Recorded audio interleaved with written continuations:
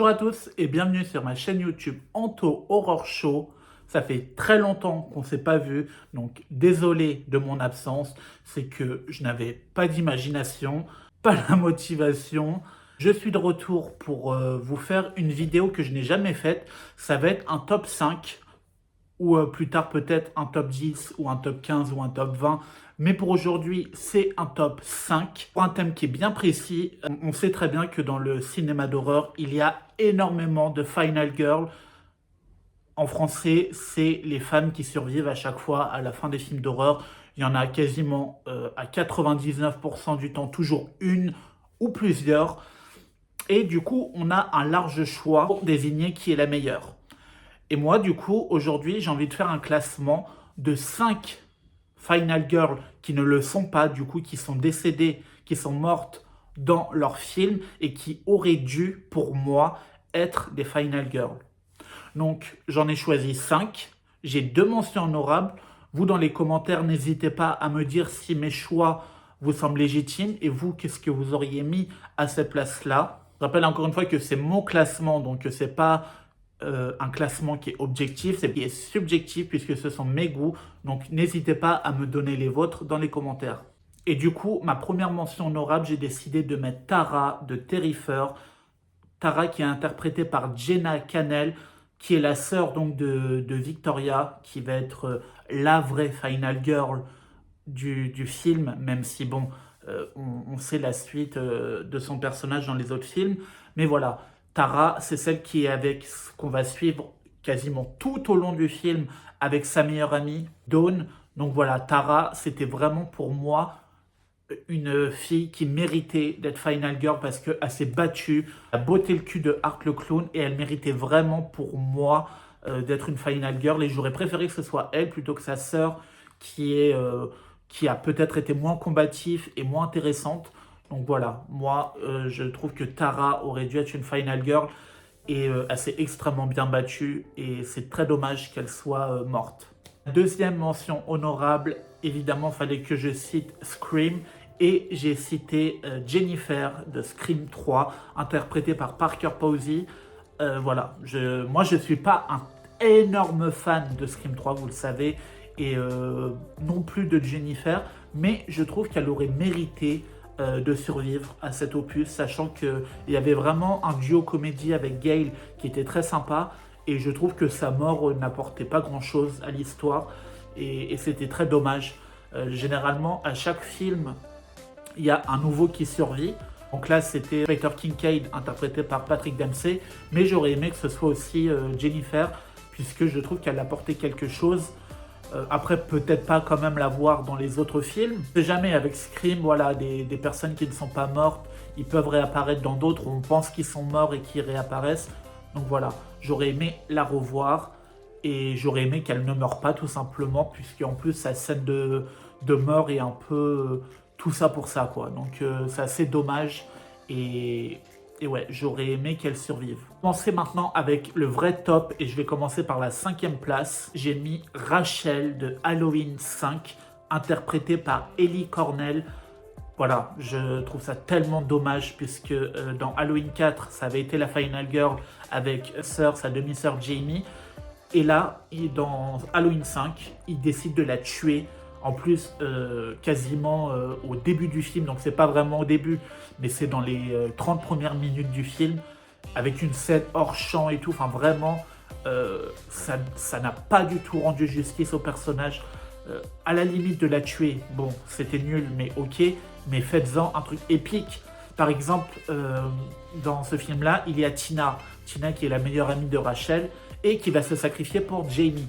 Pourquoi ne pas avoir donné cette scène de sacrifice à Rachel qui se sacrifie pour Jamie? Ça aurait été beaucoup plus logique au vu du personnage et de la relation qu'ils ont que de le faire à Tina qui va mourir quelques temps après. Donc franchement, c'était pour moi une mauvaise idée de tuer Rachel puisqu'il y avait vraiment un beau duo de sœurs qui s'était créé entre ces deux-là et je trouve ça très très dommage de l'avoir tué, surtout de la manière parce que voilà, la scène elle est ridicule et ça ne rend pas du tout justice au personnage. En 4e position, j'ai décidé de mettre Clear Rivers de Destination Finale 2, interprétée par Ali Larter.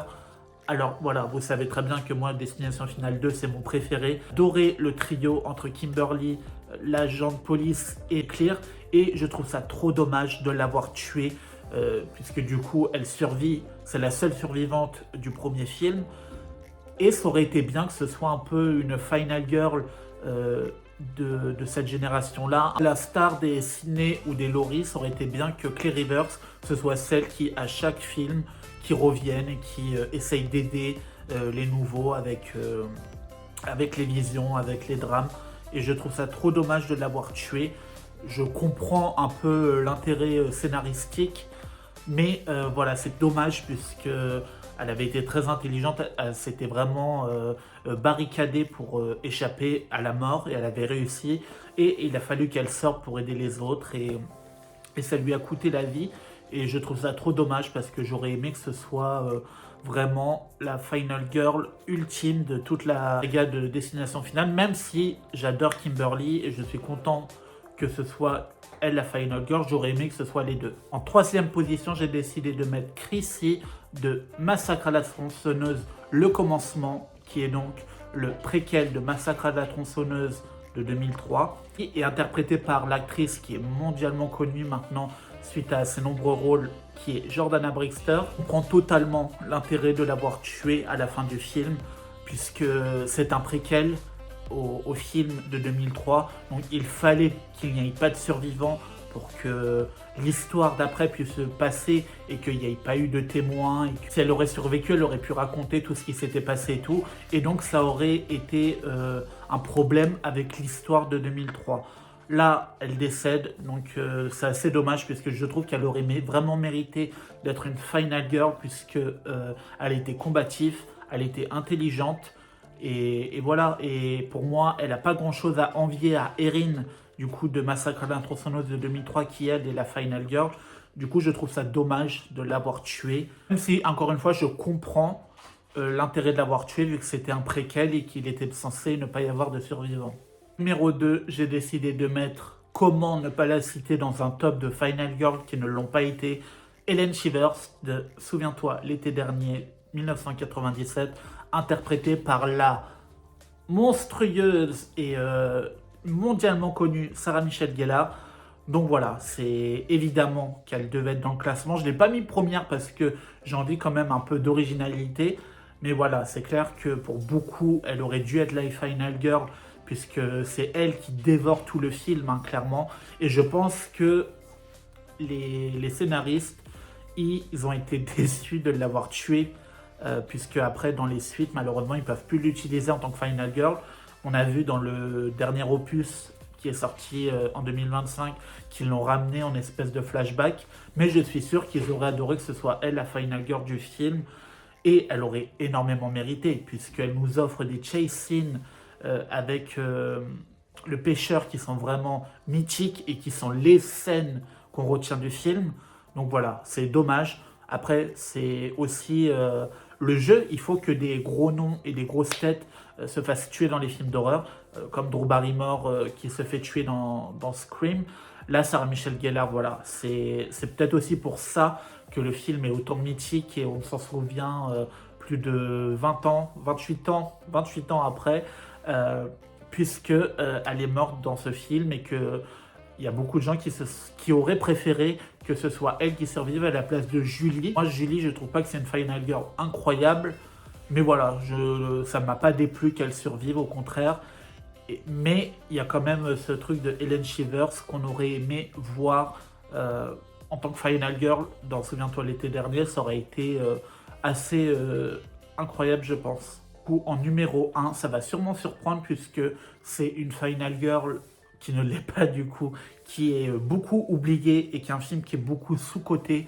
Mais moi, j'adore ce film et j'étais très déçu qu'elle meure. Il s'agit de Jenna dans Vendredi 13, la version 2009, donc le remake. Elle est interprétée par Danielle Panabaker, je ne sais pas si je le prononce bien, mais voilà, je trouve que vraiment, elle aurait mérité d'être une Final Girl, plus que Whitney, qui est la sœur de Clay, et qui se met à sa recherche pendant tout le film. Je trouve que Jenna, elle aurait vraiment mérité d'être la Final Girl de ce film, puisque voilà, elle était Elle était sympathique, elle était battante.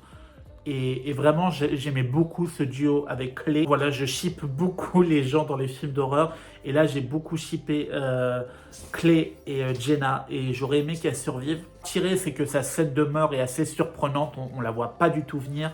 Et ça, c'est marquant, du coup, parce que directement, on est surpris et on est happé par ce qui se passe. Mais voilà, je trouve ça dommage qu'elle soit morte. Mais voilà, j'adore ce film et qu'il n'y a pas de suite et que c'est un one-shot, en vrai, ça apporte à l'histoire. On pense qu'à la fin, ils vont tous survivre et que finalement, elle est tuée de la sorte. Donc c'est dommage. Et j'aurais aimé que ce soit la Final Girl de ce film. Voilà, je vous ai fait mon top 5 pour moi des Final Girls qui ne le sont pas encore une fois et qui auraient dû l'être. N'hésitez pas, vous, dans les commentaires, à me dire quelle Final Girl qui ne l'ont pas été, vous auriez aimé qu'elle le soit. Je suis sûr qu'il y en a plein et que j'ai dû oublier ou pas, que j'ai pas mis parce que j'étais content qu'elle ne soit pas Final Girl. De toute façon, on se retrouvera bientôt. Je vais essayer d'être plus régulier dans les vidéos. De toute façon, dans un mois, il y a Scream 7 qui sort. Et croyez-moi que je vais beaucoup en parler sur la chaîne.